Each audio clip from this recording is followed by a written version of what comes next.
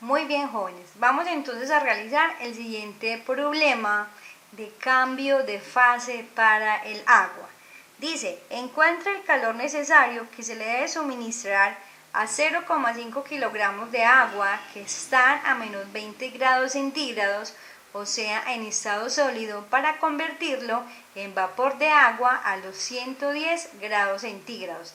Ten en cuenta que, en este caso, el problema me está diciendo que el calor específico del agua vale 4183 julios sobre kilogramos por grados centígrados.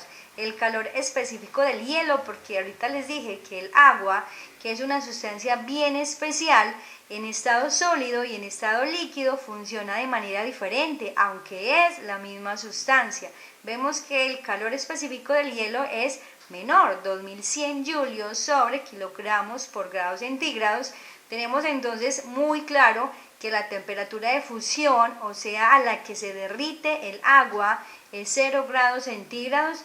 La temperatura de ebullición, o sea, a la que hierve el agua, es 100 grados centígrados. Y tengo calor latente de fusión, que es 334 por 10 a la 3 julios sobre kilogramos, y calor latente de vaporización, que es 2260 por 10 a la 3 julios sobre kilogramos. Siempre que vayan a hacer un problema sobre cualquier sustancia donde tengan que suministrarle calor para cambiar en algo su temperatura, o en este caso que hay que pasarlo de estado sólido a vapor, tenemos que sacar entonces estas magnitudes que en el documento que ustedes tienen están en una tablita.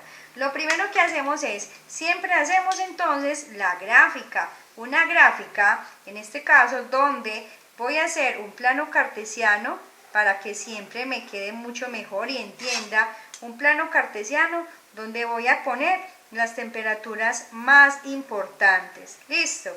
¿Dónde voy a hacer este de acá? Este siempre lo vamos a poner en 0. Listo. Que es 0, acuérdense que en el eje vertical que va la temperatura en grados centígrados, y en el eje X que va el calor suministrado, que lo vamos a medir en julios. Siempre voy a poner 0 y ahí empieza mi plano cartesiano.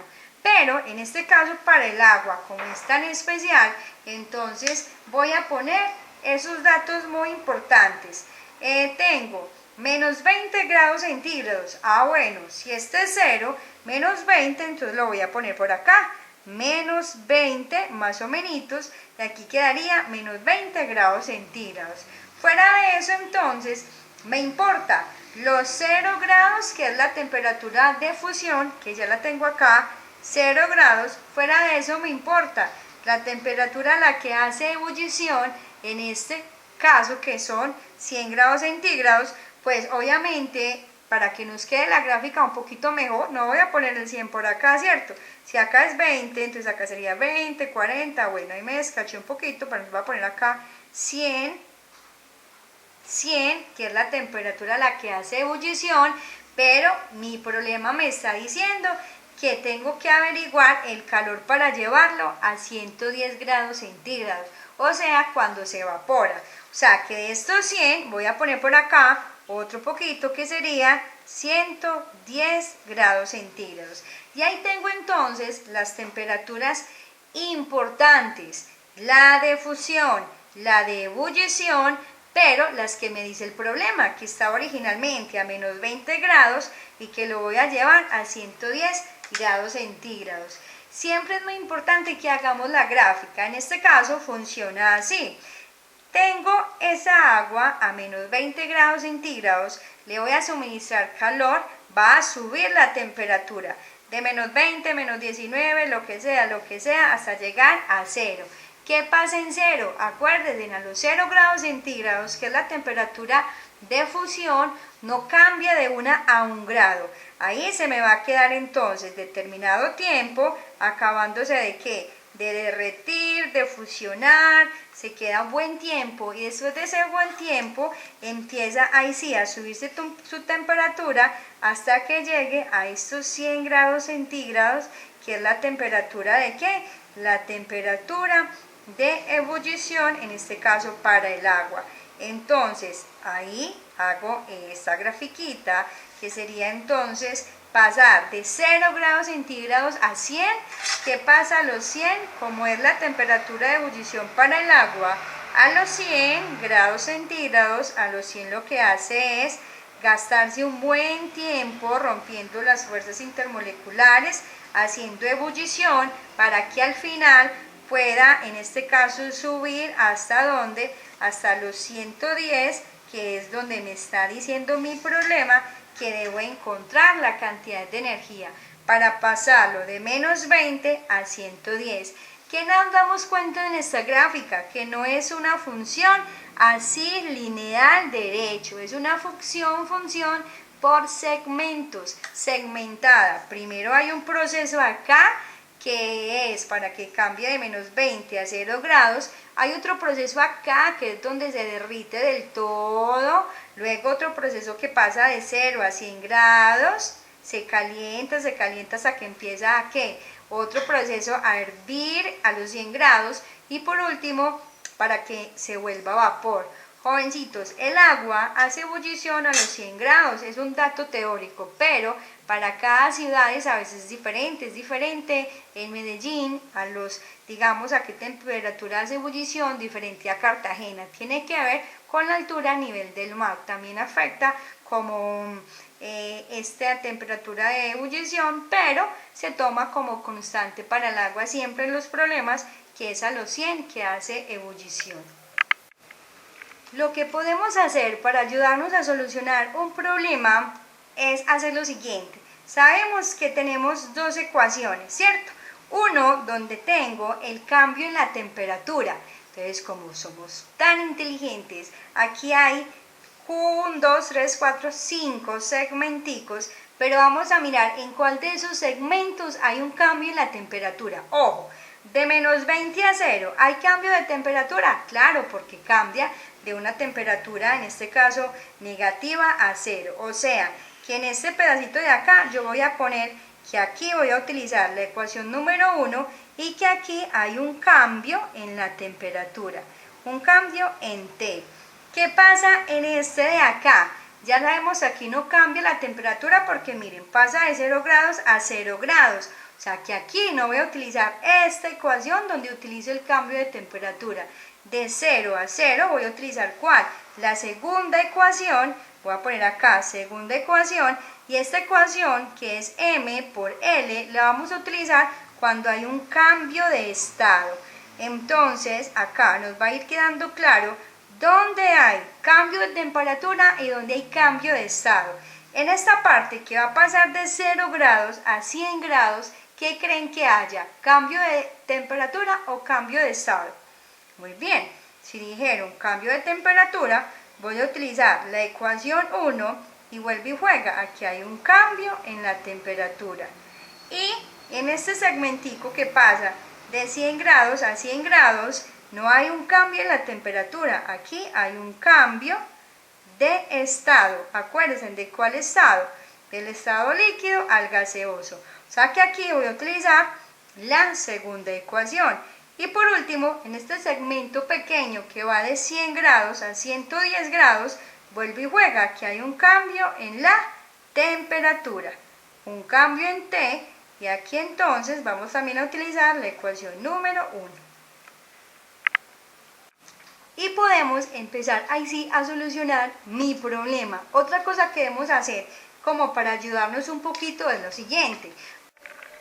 Muy bien, entonces después de tener como ya nuestros segmentos analizados y decir que en el primero vamos a tener un cambio en la temperatura, en este que es horizontal un cambio de estado, en este diagonal vamos a tener otra vez cambio de temperatura, y en este vamos a tener cambio de estado, y en ese cambio de temperatura podemos entonces empezar a hacer nuestro problema. Como sabemos que en el primero es cambio en la temperatura, lo que podemos hacer es, como que nos quede ordenado nuestro problema, podemos ir poniendo así, en A, o sea, en este pedacito o en este segmento A. Vamos a escribir la ecuación que vamos a utilizar. Q igual a M por el calor específico por delta de T. Y empezamos. ¿Cuánto vale la masa? miro mi problema y por acá arriba dice que era 0,5 kilogramos de agua. Esa es la masa que vamos entonces a poner acá. Y si quieren podemos ponerle Q1 para decir que vamos a hallar los diferentes calores que se necesitan en cada segmento de toda esta función segmentada, por decirlo así. Entonces 0,5 kilogramos. Voy acá, calor específico, pero ojo acá, en esta región que es esta A, que tengo agua o hielo. Hielo, como tengo hielo, busco el calor específico del hielo, que está aquí arriba, 2100 julios sobre kilogramos por grados centígrados. Por último, ¿qué me falta? El cambio en la temperatura. Y ojo niños acá, acuérdense que el cambio en la temperatura, lo voy a poner a este ladito, cambio en la temperatura, siempre es temperatura final menos la temperatura inicial. En este caso, la temperatura final es ¿quién? El 0. Voy a hacerlo a este ladito, 0.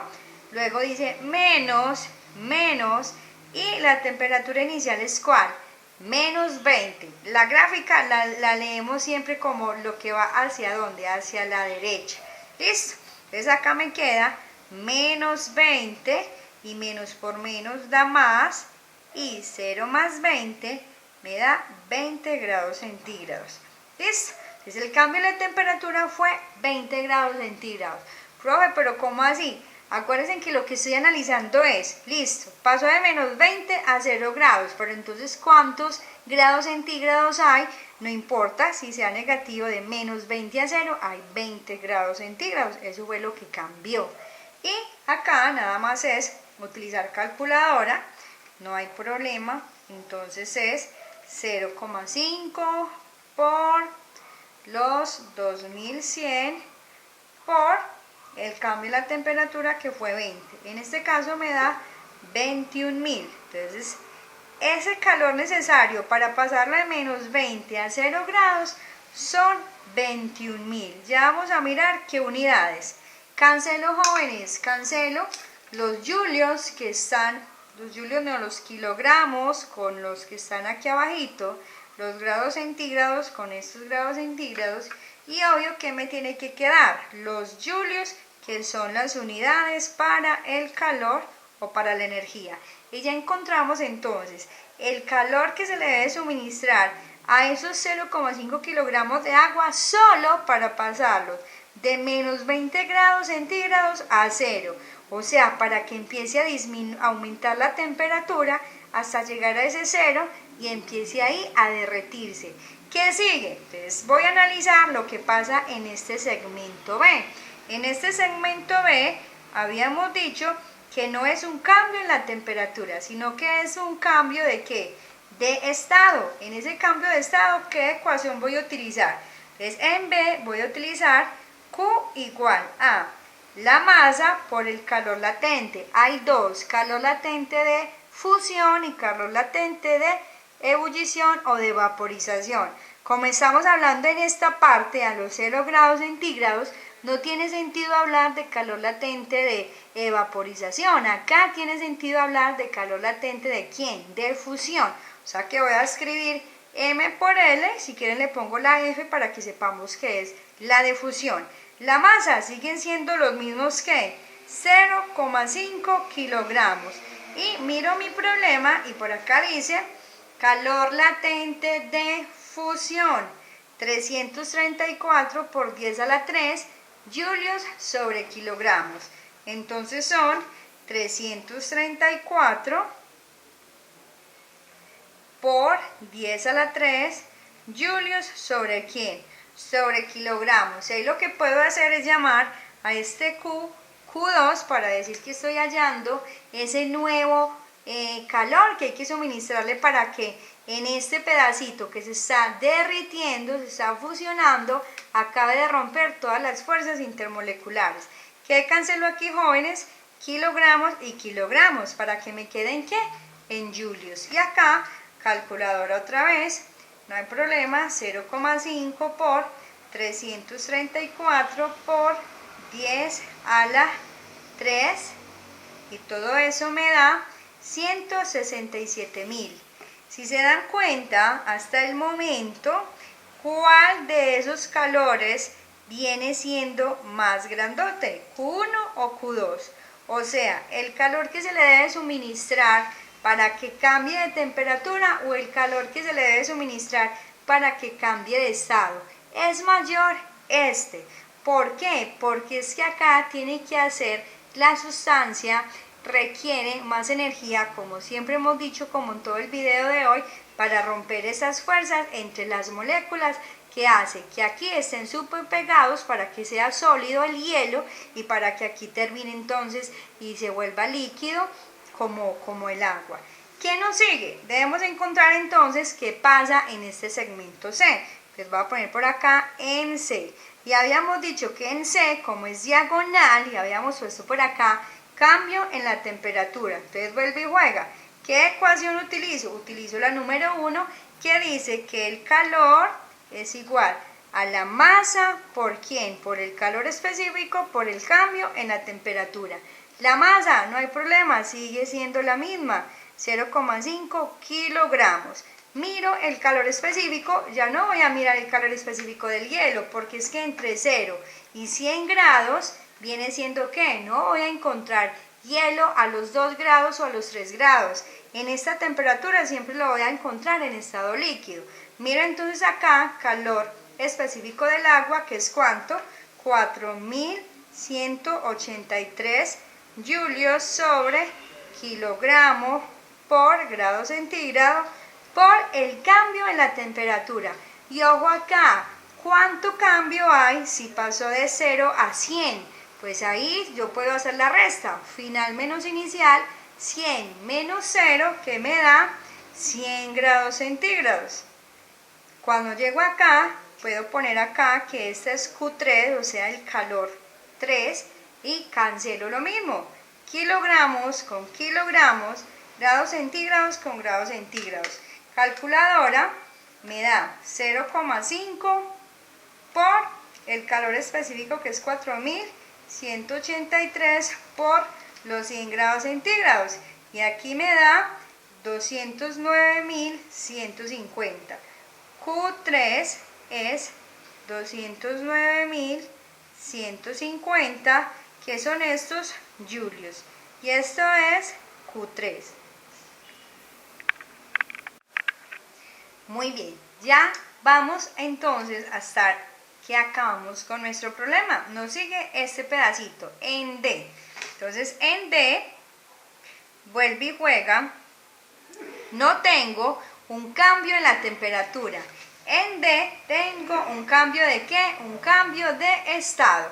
Entonces vuelve y juega. Voy a utilizar la segunda ecuación. Q es igual a la masa por el calor latente. Pero acá arribita ya no tengo el calor latente de fusión. Voy a utilizar el calor latente de vaporización. Entonces Q4 es igual a la masa, que sigue siendo ¿cuánto? 0,5 kilogramos por el calor latente de vaporización. Entonces miro arriba mi problema, calor latente de vaporización es igual a ¿cuánto? A 2260 por 10 a la 3 julios. Entonces acá por 2260 por 10 a la 3 julios sobre kilogramos. ¿Qué puedo cancelar ahí, jovencitos? Lo mismo, kilogramos con kilogramos, y multiplico la misma masa, que es 0,5 por 2260 por 10 a la 3, y eso me da 1.130.000 julios. Q4 es igual a 1.130.000 julios, y este es Q4. Si nos vamos dando cuenta hasta ahí, incluso este Q4 sería como el calor mayor entre todos los calores, porque se necesita mucha energía para que la sustancia, vuelva y juega, termine de romper esas fuerzas intermoleculares y cambie de líquido, que es agüita que estaba por acá, y definitivamente se convierta en vapor. Entonces ahí ese Q4 está muy grande. Y por último, voy entonces a mirar acá en la A, B, C, D, E, en el E. Y en E tengo un cambio de temperatura, en E. Entonces me queda Q es igual a masa, calor específico y cambio en la temperatura. No importa, la masa sigue siendo la misma, 0,5 kilogramos. El calor específico viene siendo el del agua, 4183 julios sobre kilogramos por grados centígrados por el cambio en la temperatura. Ojo acá, miren que este pedacito que cambió acá, vamos a verlo bien, pasó de 100 a 110. O sea que ¿cuánto subió o cuánto cambió? ¿Cuál fue el cambio? Fueron solamente 10 graditos, 10 grados centígrados. Cancelo, jóvenes, grados centígrados, kilogramos con kilogramos. A este lo voy a llamar entonces Q5, me iba a equivocar. Y por acá simplemente multiplico 0,5 por el calor específico del agua, que es 4183, y los 10 graditos que fue nuestro cambio. Y ahí fue 20.915 julios, que fue ese calor o esa energía necesaria para convertirlo de esos 100 grados a 110, que es lo que nos estaban pidiendo. Y este es mi Q5. ¿Qué voy a hacer entonces para terminar mi problema? ¿Qué me falta? Entonces tengo que encontrar el Q total. Por acá lo encontré por pedacitos. Q1, Q2, Q3, Q4, Q5. Tengo que encontrar entonces el Q total. Lo voy a hacer por acá. Y simplemente sería que sumar cada uno de esos Q. Entonces Q1 que me valía 21.000. Ojo cómo ponen entonces esos números en las calculadoras. 21.000. Q2 que me vale 167.000. Más Q3 que me vale 209.150. Q4 que me vale 1.130.000, 1, 2, 3. Y más el otro pedacito que me falta, que era 20.915. Lo sumo y me da entonces un total de energía o de calor que le debo suministrar a toda esa masa de agua en estado sólido, 1.548.065 joules de energía o joules de calor. Y ese entonces es el final de nuestro problema. ¿Listo?